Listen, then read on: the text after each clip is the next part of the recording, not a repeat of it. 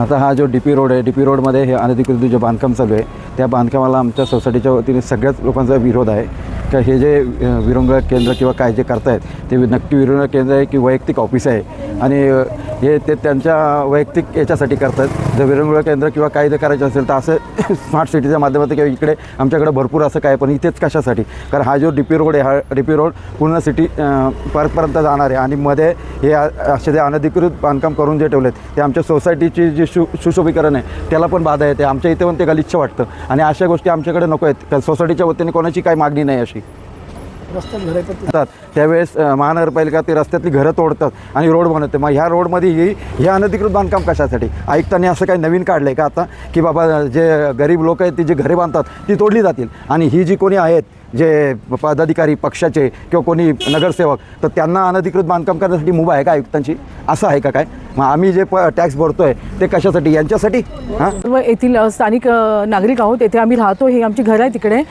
विषय असा आहे की हा DP रोड आहे आणि DP रोडवर सध्या एक अनधिकृत बांधकाम चालू आहे आणि इथे राहणाऱ्या प्रत्येक नागरिकाचा इथे आमचा विरोध आहे।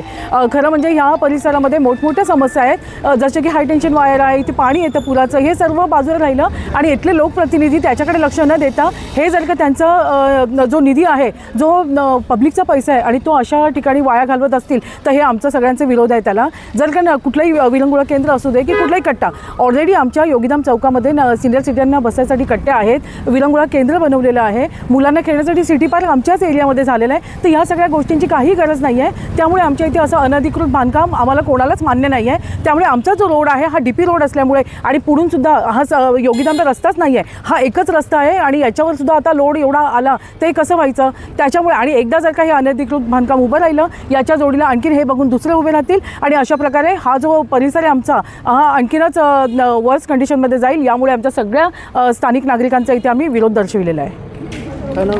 मी पुष्पा प्रसाद रत्नपारखी। प्रथम आपली कल्याण डोंबिवली महानगरपालिका ही स्मार्ट सिटी म्हणून ओळखली जाते। स्मार्ट सिटी अंतर्गत सगळ्यात मोठं कल्याण डोंबिवली महानगरपालिका सगळ्यात प्रथम जे सिटी पार्क आपल्या या ठिकाणी जे उभा आहे याला पॅरलल हा रस्ता DP रस्ता या ठिकाणी मंजूर झालेला आहे। जर तुम्ही बघितलं असेल तर या DP रस्त्यावरती अतिक्रमण करण्याचं काम हे कल्याण डोंबिवली महानगरपालिकेच्या बांधकाम विभागाच्या अधिकाऱ्यांकडून या ठिकाणी केलं जात आहे। तुम्ही बघू शकता साधारणतः 15 लाखाचा निधी विरंगुळा केंद्र म्हणून या ठिकाणी मंजूर करण्यात आलेला आहे, परंतु तसा निधी मंजूर केल्यानंतर सुद्धा हा वर्क ऑर्डर जे काढलेला आहे डिसेंबर महिन्यात त्याचा कालावधी 100 दिवसाच्या आत त्यांना काम पूर्ण करायचं होतं, परंतु त्यांनी काम 100 दिवसानंतर चालू केलेलं आहे। जवळजवळ ह्या वर्क ऑर्डरची तुम्ही जर या ठिकाणी पाहू शकता तर ती डेटही निघून गेलेली आहे।